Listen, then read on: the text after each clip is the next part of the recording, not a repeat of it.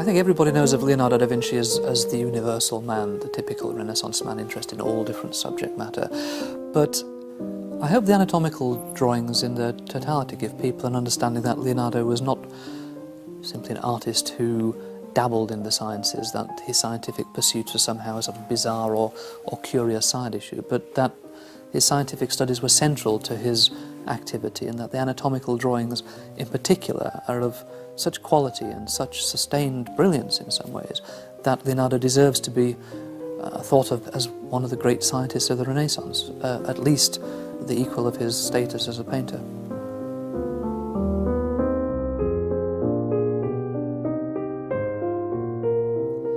Well, this is one of the largest and most detailed of Leonardo's anatomical drawings. It was compiled around 1509, essentially as a compilation of all his understanding of the human viscera, based primarily on dissection of a man who'd claimed to be 100 years old that Leonardo had carried out a couple of years before. And you can see several of the elements from the dissection of that centenarian. He probably had cirrhosis of the liver, and you see there's an enlarged spleen. The hepatic vessels are unusually prominent, and the umbilical vein is opened up due to portal hypertension. The heart is shown with only 2 chambers. Leonardo's great investigation of the heart, where he discovered the atria, that's still to come.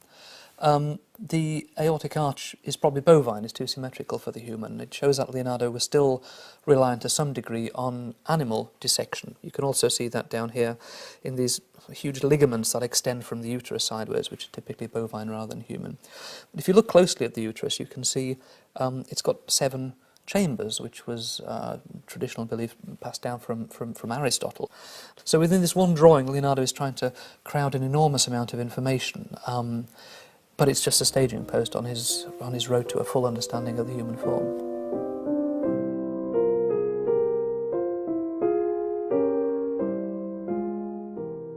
Throughout his career, Leonardo intended to publish his anatomical research as an illustrated treatise on human anatomy. But at his death in 1519, all his anatomical papers remained amongst his private studio possessions, and they were essentially lost from sight. So Leonardo, whereas he could and should have been one of the great figures in the history of anatomy, is essentially just a footnote.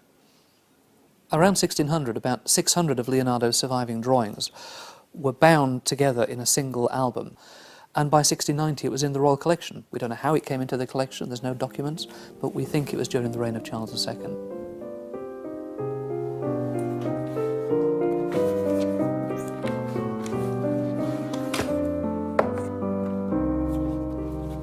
As a great artist, Leonardo had 2 advantages over his contemporary anatomists. First of all, as a sculptor, engineer, architect, he had an intuitive understanding of form. When he dissected a body, he could understand in a very fluid way how the different parts of the body fitted together, how they worked together. And then having made that understanding, as a supreme draftsman, he was able to record his observations and discoveries in drawings of such lucidity. He's able to get across the form, the structure to the viewer in a way which had never been done before, and in many cases has never been surpassed since.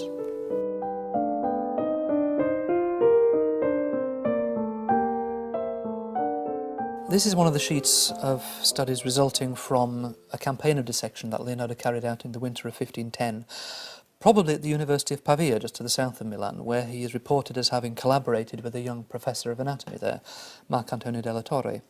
And the results can be seen on a page such as this, which is dense with detail. He studies the muscles of the shoulder and arm, the structure of the hand, and you see here the nerves and the arteries feeding into the hand. And here at the centre of the sheet, an amazingly sophisticated dissection of the muscles of the face. And this is very, very difficult to dissect, and Leonardo has got it almost perfectly correct there. You can identify every single muscle. Now the drawings are surrounded by this patchwork of notes. In these he's partly explaining the drawings on the page, but also setting himself further topics that he wanted to investigate.